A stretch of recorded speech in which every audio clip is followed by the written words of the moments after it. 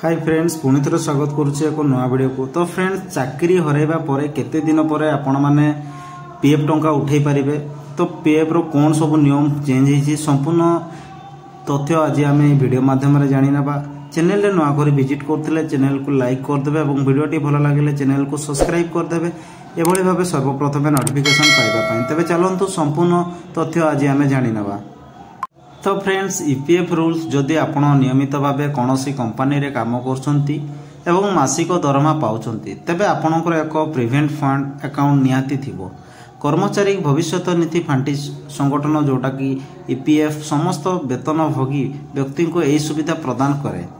अवसर समय रे वेतनभोगी श्रेणी पई प्रिवेंट फंड अकाउंट एक गुरुत्वपूर्ण समर्थन करे। प्रति मासरे जड़े कर्मचारी मूल दरमार 12% जोटा कि पीएफ आवेदन पाई कटा दिया जाए एवं कंपनी समान परिमाण में योगदान करे। माने जोटा कि आपनको आपनकर 12% जोटा दरमार कटुची से 12% आउ कंपनी सेटा जमा करे जोटा कि आपनकर पीएफ अकाउंट रे। तबे पीएफ उठाणर नियम कौन रही ता भी मु आपण माननको जणे दोछि वीडियो रे आपण माने कंटिन्यू रहंतु। तो फ्रेंड्स कष्टकर समय जितेबाला आमको टंकार आवश्यकता थाए एवं आमे कौनसी अन्य कौनसी स्थान व्यवस्था करें से आमर जो ईपीएफ थाए टंका से कर्मचारी भविष्य निधि पांठी आम टंका उठाइबार सुविधा प्रदान करिथाउ। सांप्रतिक जोटा कि आमर ईपीएफ उठाण नियम को यथेष्ट कोहल रही परिवर्तन एवं अंश भाग में आंशिक उठाण 13 दिन प्रकार व्यवस्था उच्छेद कर केवल 3टी वर्ग सृष्टि करिछि।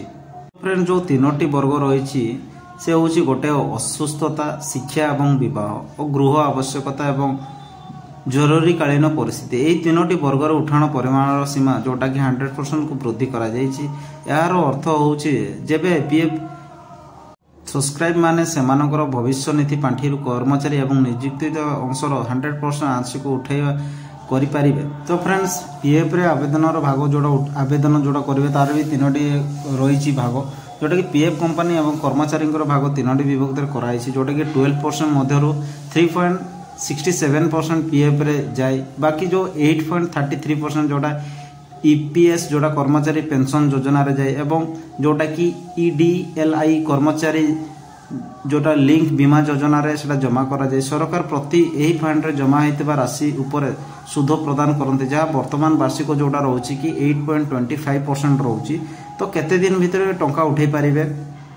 पूर्वरु जदि आपण कौनसी कारणर चाकरी छाड़ी दियंती किमा चाकरी हराई दियंती तेबे गोटे मास पर आपण आपणकर प्रिवेंट फंड जोटा रही 75% पर्यंत टंका उठे पारिबे।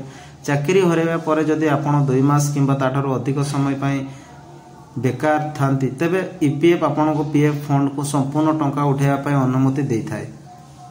एबे किंतु नियम बदली जाइछि जोटा कि ईपीएफ निष्पत्ति नेइछि जे जदि कोनोसी कर्मचारी किंबा ईपीएफ सदस्य बेकारी कारणरू परिकल्पित पूर्व संपूर्ण ईपीएफ राशि उठाइबा को चाहती तेबे प्रथम 75% टंका तुरंत उठी जी पारिबो। बाकी जो रहिला आपनकर 25% टंका 12 मास बेकार रहिबा पर उठाई पारिबे जोटा कि पूर्व 100% टंका उठाई पारिबार अविध 2 मास थिला। तो फ्रेंड जोड़ा 25% सर्वनिम्न जो बैलेंस रहिला ईपीएफ रो निर्देश देछि जे ग्राहक माने सर्वदा सेमानकर ईपीएफ अकाउंट सेमानकर आवेदन परिमाण 25% सर्वनिम्न बैलेंस बजाय रखिबे। यही आवश्यकता अवसर फांटी बजाय रखिबो एवं पीएफ अधिकारी माननको सुध पाइबार जारी रखिबा पई लागू होईछि। तेणु ईपीएफ अकाउंट को सर्वदा एक सर्वनिम्न बैलेंस बजाय रखिबा को आवश्यक दिया जायछि। तो फ्रेंड्स जोटा कि सरकार तरफ जो नोटिफिकेशन थिला मु आपण मानको जणाई दिली। तो फ्रेंड्स आपण माने कमेंट सेक्शन रे जणाइबे कि आपण मानको वीडियोटी केमिति लागला एवं एई भलिया सर्वप्रथम नोटिफिकेशन पाइबा पई चैनल को सब्सक्राइब कर देथिबे एवं वीडियोटी भलो लागिथिले वीडियो को लाइक कर देबे।